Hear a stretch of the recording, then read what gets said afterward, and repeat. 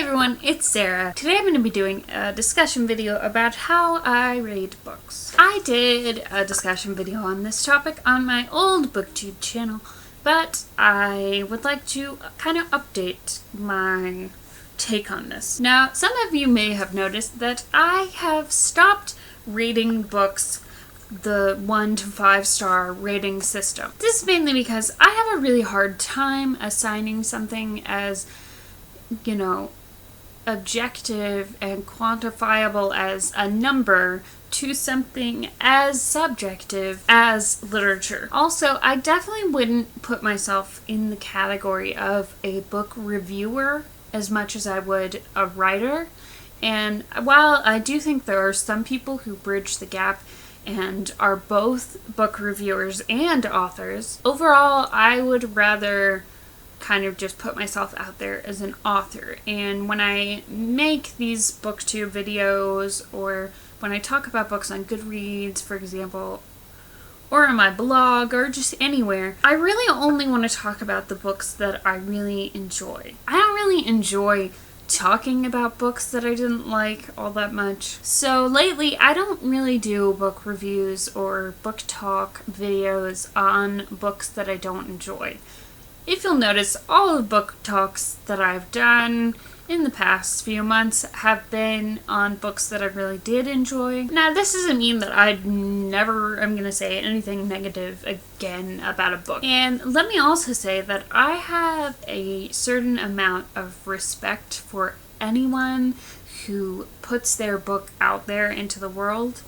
It is a very, very difficult thing to actually write an entire book, and it takes a lot of courage to put it out there into the world for everyone to bash or praise as they will. You never know how people are going to take things. So that in and of itself gives me a certain amount of respect for every single author in the world.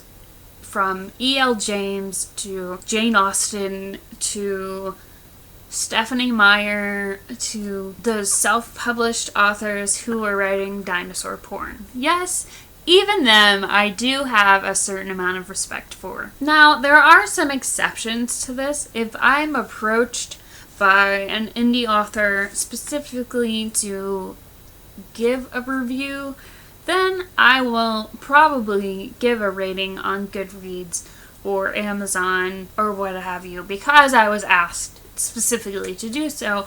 And with independent authors, it really does make a difference to leave them a rating if you enjoyed the book. The other exception is if I love a book so much on Goodreads that I feel like I can put it on my favorite shelf, then I will give it a 5-star rating. Now, I'm not saying anything bad about anyone else who uses this rating system. I think it's really helpful in some ways, and looking at the reviews of a book on Goodreads or Amazon does give you a certain idea of what you can expect from the book. I think that there's definitely a place in the world for book reviewers, and I have a lot of respect for people who do that on a more serious level. Those of you who have book blogs, or those of you who do book reviews a lot on Booktube, I think that's great. More power to you. But I don't feel like